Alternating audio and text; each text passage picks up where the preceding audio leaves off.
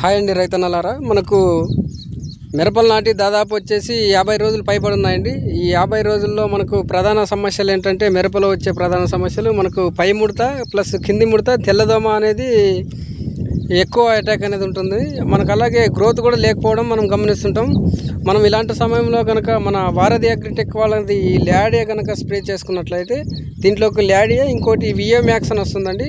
ఈ రెండు కనుక స్ప్రే చేసుకున్నట్లయితే మనకు ఈ మిరపలో వచ్చే ప్రధాన సమస్యలు ఇవి పై ముడత, కింది ముడత ప్లస్ ఎర్రనల్లి, తెల్లదోమ, పచ్చదోమ కంట్రోల్ అయ్యి, ప్లస్ మనకు సైడ్ బ్రాంచెస్ కూడా అధికంగా వస్తాయండి. ప్లస్ మొక్క కూడా ఎదుగుదల అనేది నీట్గా రావడం జరుగుతుంది. ప్రతి రైతు కూడా ఈ వారధి అగ్రిటెక్ వాళ్ళది ల్యాడియా కనుక స్ప్రే చేసుకున్నట్లయితే మనకు మంచి ఫలితాలు ఉంటాయండి. ఈ పొలానికి వచ్చేసి మనం దాదాపు 6 రోజుల క్రితం అనేది ఈ ల్యాడియా స్ప్రే చేయడం జరిగింది.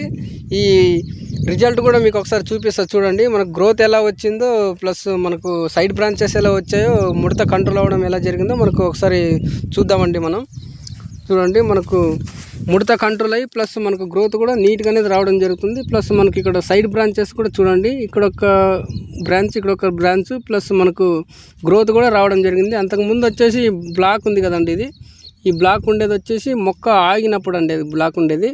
మనకు గ్రోత్ రావడం వల్ల ఈ 6 రోజుల్లో గ్రోత్ వచ్చిందా, మళ్ళీ ఇది కూడా నలుపు వస్తుంది.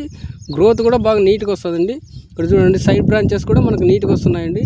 ప్రతి రైతు కూడా ఈ ఒక మొక్కని కాదు, అన్ని మొక్కలకి ఇట్లా వస్తుంది. ప్రతి రైతు కూడా ఈ వారధి అగ్రిటెక్ వాళ్ళది ఈ ల్యాడియా కనుక స్ప్రే చేసుకున్నట్లయితే మనకు మంచి ఫలితాలు అయితే ఉంటాయండి. ప్రతి రైతు కూడా స్ప్రే చేసుకోండి. ఇది ఎకరానికి వచ్చేసి 1/2 లీటర్ అండి. దీని ఖరీదు వచ్చేసి 1100 దాకా పడుతుంది ఎకరానికి.